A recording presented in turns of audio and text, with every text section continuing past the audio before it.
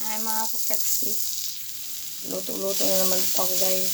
Ngayong araw na ito ay nasunog na yung ating ano. So kanina po ay pinakupsan o tinanggalan ko ng aray ko nalaglag pa ng taba yung baboy. Kaya po nakita ko yung ano dyan, kulay brown. Brown na yung ating kawali. May nalaglag guys. Kailangan natin hugasan, sayang. Okay? Kaya ayan o, kita nyo brown na yung ating karne. So nilagyan ko lang siya ng konting asin. Ililitan natin. Hinaan natin. Konting asin at saka konting tubig. Then pina-absorb at yan na po siya guys. Okay? So we will put a little sunset. Okay. Then the pork stock a while ago. The pork stock. Okay.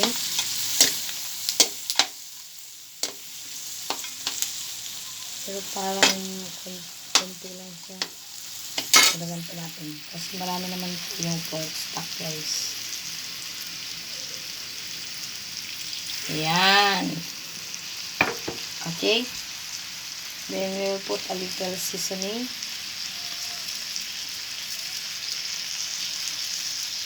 To add flavor.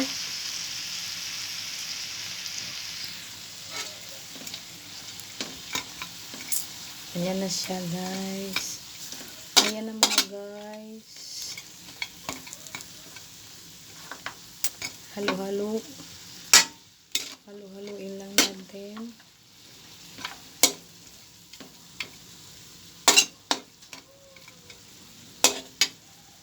Pero yung ano stock na yun guys, pork stock, ay tinanggal ko po. At naging dry na po yung ano, yung pork kanina. At naging kulay brown na. Ang sariling ano ko lang, pinanggisa ko lang dyan guys, ay yung mismong mantika ng kaning baboy. So, yun ang ating ulam for today's video. Ngayon po ay araw ng Lunes. Lunes, March 9, 2026. Ayan, na-observe nyo ito guys. Parang kunti pa guys. Hindi lang ating sabaw. Hindi yung add-on na rin. Okay, ayan.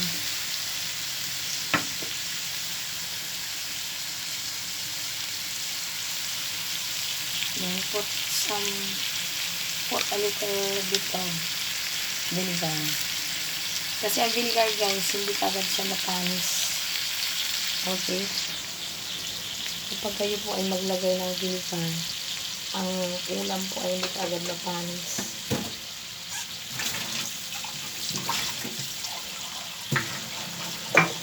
Lagyan lang natin ng konti.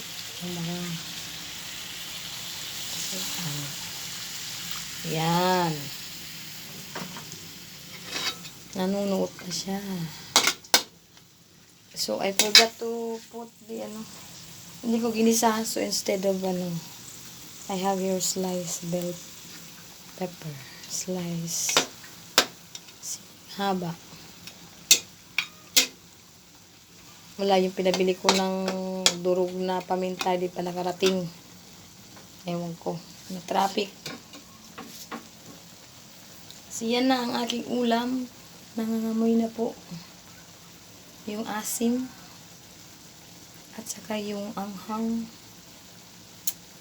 So, kung mapapansin nyo po, paus ako guys. Gawa ng yung matagal na laging kanan.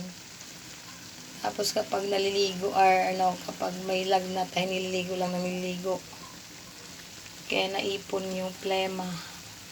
Halo na. Pero ako po ay naresetahan ng doktor mismo sa Arellano University. Mahigit na kalibre tayo guys. Dahil ang check-up dito ay umabot na ng 600 pesos. O diba? Meron akong card kaso kailangan ng ano, yung sa health bridge namin, kailangan dun sa Makati. Itamad akong pumunta na Makati. Ayun na! So, that's our all for today's video. Thank you so much for everyone. Sana po panoorin nyo to sa aking main channel, Rexy TV Vlog.